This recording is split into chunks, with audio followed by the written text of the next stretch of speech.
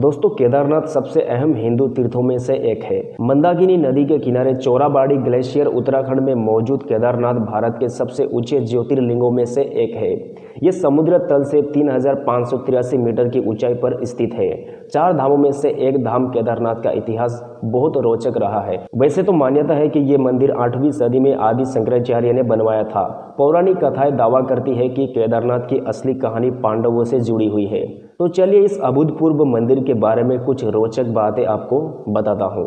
400 सालों तक बर्फ के अंदर दबा रहा था ये मंदिर। ये कोई पौराणिक कथा नहीं बल्कि Wadia institute of Himalayan geology Dehradun के द्वारा रिसर्च किया हुआ फैक्ट है। इस इंस्टीट्यूट की एक रिपोर्ट के अनुसार केदारनाथ मंदिर 13 से 14वीं सदी के बीच जो छोटा हिमयुग आया था उसमें पूरी तरह से बर्फ में दबा रहा था। वैज्ञानिकों ने यह तथ्य इस आधार पर निकाला था कि मंदिर के ढांचे में कई पीली रेखाएं बनी हुई है और ये रेखाएं इसलिए बनी है क्योंकि ग्लेशियर से पिघलती हुई बर्फ धीरे धीरे पत्थरों से रिसती रही हो। ग्लेशियर बहुत धीरे धीरे अपना रूप बदलते हैं और सिर्फ बर्फों से नहीं बल्कि पत्थर और मिट्टी से भी बने होते हैं। ऐसे में ये अंदाजा लगाया गया कि केदारनाथ मंदिर ने न सिर्फ 400 सालों तक बर्फ के अंदर का दबाव झेला बल्कि इसने ग्लेशियर का मूवमेंट और 2013 की बाढ़ भी झेली।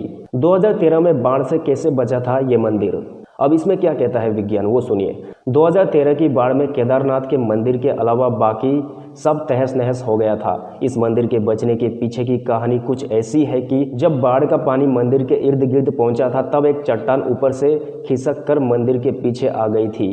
इस चट्टान के कारण पानी का बहाव 2 हिस्सों में बढ़ गया था और इसीलिए मंदिर बच पाया, वरना बहाव इतना तेज था कि मंदिर का बच पाना थोड़ा मुश्किल था। ये जितने भी तथ्य थे ये सब साइंस की क्लेम है, मतलब वैज्ञानिक ऐसा कहते हैं, मतलब केदारनाथ मंदिर के विषय में। लेकिन हम सब तो आस्था के ऊपर विश्वास करने वाले हैं और हमें पता है केदारनाथ मंदिर का इतिहास क्या है, क्योंकि ये है पौराणिक कथा का इतिहास। पौराणिक कथाओं के अनुसार केदारनाथ की कथा महाभारत के युग से शुरू होती है। जब पांडव कुरुक्षेत्र की लड़ाई में किए गए पापों का प्रायश्चित करने भगवान शिव को ढूंढने निकले थे तब शिव उनसे छुप गए थे क्योंकि भगवान शिव उनसे नाराज थे। शिव ने अपना रूप बदलकर एक बैल का रूप धारण कर लिया और उत्तराखंड में छुप गए थे। जहाँ वो छुपे थे उस जगह को गुप्त काशी कहा जाता है। पांडव काशी से होते हुए उत्तराखंड पहुंचे थे और वहां किसी तरह भीम ने भगवान शिव को खोज निकाला था। हालांकि भीम ने नहीं खोजा था, युधिष्ठिर ने अपने धर्म के बल से भगवान शिव को पहचान लिया क्योंकि युधिष्ठिर धर्म के प्रतीक थे।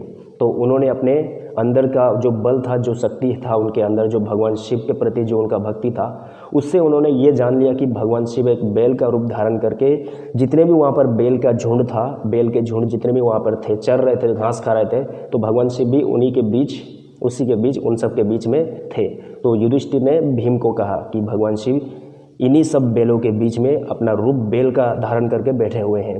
हालांकि कथा यहाँ से रोचक मोड़ ले लेती है। भगवान शिव जो बैल बने हुए थे वो जमीन के अंदरूनी भाग में छिप गए, लेकिन उनकी पूंछ और उनका कुबड़ दिख रहा था। भीम जो पांडवों में सबसे बलशाली थे, उन्होंने पूंछ से पकड़कर बैल को निकालने की कोशिश की। इसी धुंध में उसका सिर जाकर नेपाल के डोलेश्वर महादेव में जा गिरा और उस बैल का कुबड़ एक शिवलिंग के तौर पर स्थापित हो गया। इसी कड़ी में पहाड़ के 2 हिस्से भी हो गए जिन्हें अब नर और नारायण के नाम से जाना जाता है और यही कारण माना जाता है कि केदारनाथ का शिवलिंग तिकोने आकार में है, वो आम शिवलिंग की तरह नहीं दिखता। क्यों इस मंदिर का नाम पड़ा केदारनाथ? दरअसल इसकी कहानी भी भगवान शिव के रूप से जुड़ी हुई है। पौराणिक कथाओं के अनुसार असुरों से बचने के लिए देवताओं ने भगवान शिव से प्रार्थना की थी। इसी कारण भगवान शिव बैल के रूप में अवतरित हुए। इस बैल का नाम था कोडारम, जो असुरों का विनाश करने की ताकत रखता था। इसी बैल के सिंग और खुरों से असुरों का सर्वनाश हुआ था, जिन्हें भगवान शिव ने मंदाकिनी नदी में फेंक दिया था। उसी कोडारम नाम से लिया गया है केदारनाथ। दोस्तों, आपने गौर किया होगा कि दोनों ही कहानियों में केदारनाथ में भगवान शिव ने बैल का रूप धारण किया था, पांडवों का हो या देवताओं का हो। केदारनाथ से जुड़ा एक फैक्ट ये भी है कि बाबा भैरवनाथ उस मंदिर की रक्षा करते हैं। ये केदारनाथ मंदिर के करीब है और जब मंदिर बंद रहता है तब केदारनाथ की रक्षा करने के लिए भैरवनाथ मौजूद रहते हैं। इसीलिए जब केदारनाथ के दर्शन को श्रद्धालु जाते हैं तो भैरवनाथ के दर्शन जरूर करते हैं और करना भी चाहिए। केदारनाथ का ये मंदिर पंच केदार का हिस्सा है, जो 5 धार्मिक स्थल भगवान शिव को समर्पित है। ये सभी गढ़वाल हिमालय में स्थित है।